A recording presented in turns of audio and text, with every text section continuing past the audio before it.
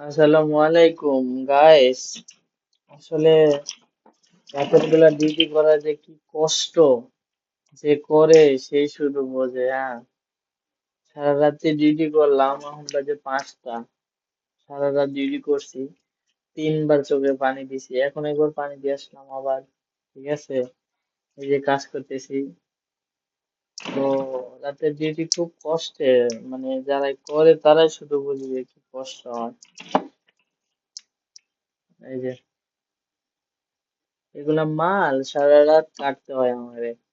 এই যে 4টা করে থাকে, একটাকে এই যে 2টা কাটলাম, আবার এই যে 2টা কাটলাম, এই 2টা কাটার পরে এই যে অনেক সময় দেখা যায় এর সাইডে এই যে ছোট্ট একটা ইয়ে আছে, এটাও কাটতে দিতে হয়, এটাই কাটার দিয়ে কাটতে হয়, কারণ এটা না কাটলে পরে এই এই কাপটা যেখানে লাগাইবে ওইটা ওই ফিশিংটা বাইরে চলে আসবে, এই জন্য এই ফিশিং কাটতে হয়।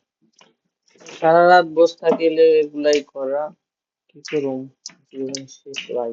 ঠিক আছে, তো ভালো থাকবেন। আসসালামু আলাইকুম।